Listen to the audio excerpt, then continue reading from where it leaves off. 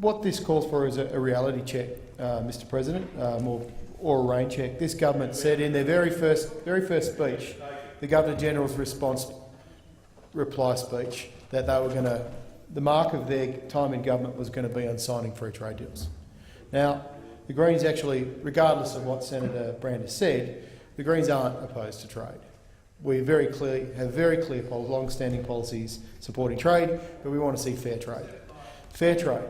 Fair trade is when you take into account the environmental, social and ethical factors into business decisions. Because, as we know, environmental problems, social problems, and a lot of ethical problems tend to be economic problems, which of course has been repeated by the CEO of Wesfarmers this week, the exact issue. So when we do trade negotiations, we need to be very careful about the negotiations, what's taken into those negotiations and the final outcome. I asked three very important questions.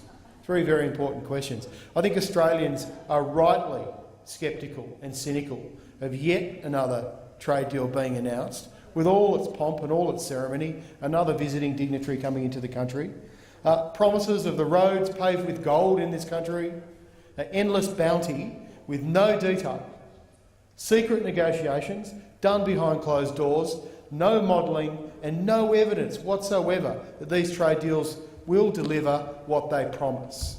Now, we heard the same thing in 2004 in the US free trade deal. Tens of billions of dollars it was supposed to deliver to this economy, but as has been proven by the Productivity Commission in their analysis of trade, there's no evidence at all that it delivered. So let's take a reality check. The very important question that I asked, is what is happening in the negotiations around Foreign Investment Review Board approval processes and the barriers that they present to Chinese state-owned enterprises. And it's not just the Greens that are asking this question. I want to read you a quote from a professor at Sydney University and the Hudson Institute in Washington DC.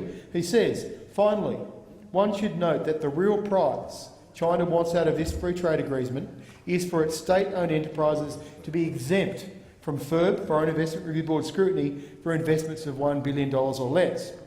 China is desperate that this concession be eventually made, since it is determined that its state-owned enterprise be allowed to invest in leading Australian firms to hasten the technology and know-how transfer that they desperately need." And in his article, he goes on to talk about what the Chinese government is seeking. And that's also a very big issue in the bush with the purchase of agricultural land. Now, the FIRB protections in place at the moment are there for a reason on state-owned enterprises.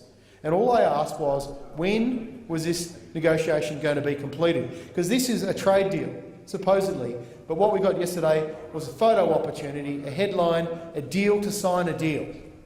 It hasn't concluded on what is probably the most controversial and most sensitive issue in this trade deal, and that is, are we going to give access to state-owned enterprises to buy the farm in this country? It's also a big issue in the Trans-Pacific Partnership Agreement. This is the first trade agreement that includes state-owned enterprises and attempt to restrict their operations. Now, I asked that, and I also said, what happens when we have investor-state dispute settlement clauses in these deals, and we do have it in this China deal? What happens?